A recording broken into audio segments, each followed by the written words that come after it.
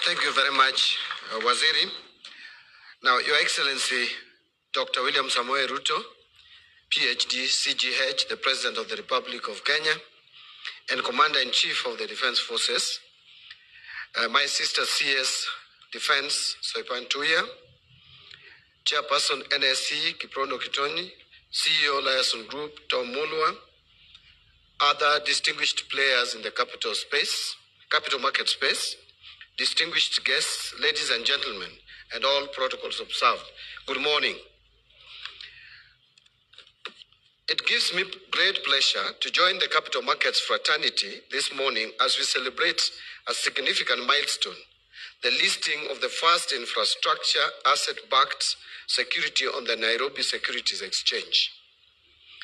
Your Excellency, today's bell-ringing ceremony is a clear reflection of the growing strength and maturity of our capital markets, which are increasingly positioned to support diverse financial needs across both public and private sectors. Your Excellency, the government which you lead is increasingly turning to innovative financing mechanisms to fund large-scale infrastructure and public service projects. As the financial needs of the government continue to outpace available public resources, private sector participation has become a critical tool in addressing infrastructure gaps, enhancing service delivery, and promoting sustainable development. Some of the structures that we have earmarked for the deployment of private sector participation in public financing include asset-backed financing, otherwise known as securitization of public assets. 2 is privatization, and 3 is public-private partnerships, among others. So let me turn shortly and briefly to the state corporation reforms. Your Excellency, as directed, we are carrying out an economy-wide and state corporation sector-specific reforms and corporation-specific restructurings as an end in itself, and also in response to policy and business dynamics. The dynamics include the following. 1, the coming of age of the private sector that can deliver commercial activities more efficiently, hence part of the need for privatization of government-owned enterprises.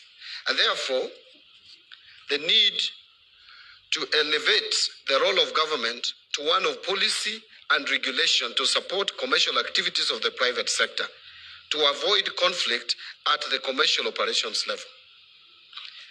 Privatization plan. Your Excellency, privatization of government-owned enterprises is a component of the wider economic reforms in favor of economic liberalization. And today, you have called it democratizing the wealth.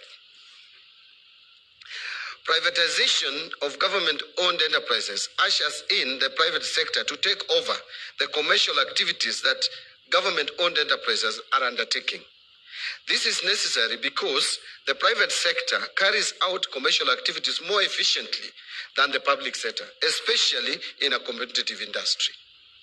The benefits of privatization include lower prices, better quality of goods and services produced, wider choices for consumers, more innovation, minimal red tape in decision-making, and less corruption. To safeguard these benefits of privatization, the government has a social obligation to maintain a fair business environment through appropriate regulations and policies.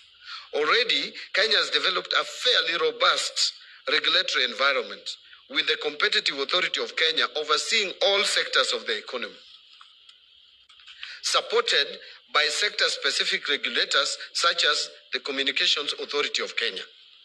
Now, I want to give just a quick overview of the key successes of privatization, just mentioning 3. Over the period that Kenya has undertaken privatization of government-owned enterprises, notable successes include A. KenGen. KenGen was privatized through listing in the Nairobi Security Exchange in the year 2006 through an IPO that raised 7.8 billion Kenya shillings. Subsequently, The company raised additional 54 billion Kenya shillings from the capital markets through listing of additional shares and issuance of a Kenya shillings 25 billion infrastructure bond. The company has benefited immensely by having KenGen as a listed company. The country has benefited immensely by having KenGen as a listed company. The ability to raise funds from the capital markets has helped the company fund major electricity generation projects, especially from renewable sources, enabling the country to produce most of its electricity from green sources. From the efficiencies built through infusion of private sector practices, KenGen has been able to stabilize electricity supply in Kenya by increasing installed capacity from 945 megawatts in 2006 to 1,904 megawatts in 2023, mostly from renewable sources and most of the financing coming from the capital markets. KCB Group was among the first owned enterprises to be privatized by the government of Kenya through issuance of shares through the stock exchange in 1988. 35 years later, the bank now operates in 7 countries, 598 branches opened, 33 million customers, and over 12,000 employees. The entire growth of the bank was financed internally and largely from raising funds in the capital markets. The privatization of KCB remains one of the key success stories in Kenya's investment optimization decision since independence. And lastly is Safaricom PLC. The government of Kenya established Safaricom in 1997 as a fully owned subsidiary of Telecom Kenya.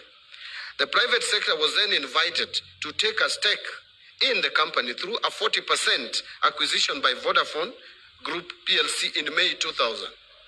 And a public offering of 25% shares through the Nairobi Security Exchange in 2008. So privatization of Safaricom has led to the company's growth to becoming a leading communication company in Africa with over 42 million customers connected to its network and supporting over 1.2 million jobs both directly and indirectly, while its total economic value is estimated at Kenya shillings 400 billion or $3.2 billion based on its 2024 audited financials. The company is one of the most premium stocks at the Nairobi Securities Exchange with annual revenues of close to Kenya shillings 371 billion or 2.8 Kenya shillings 371 billion or $2.8 billion as at March 2025. In closing, Your Excellency, as a ministry, we remain fully committed to supporting the growth and deepening of capital markets. We are keen to collaborate with all stakeholders in fostering an enabling environment that attracts investment, enables liquidity, and promotes financial inclusion across the country. Asanteni.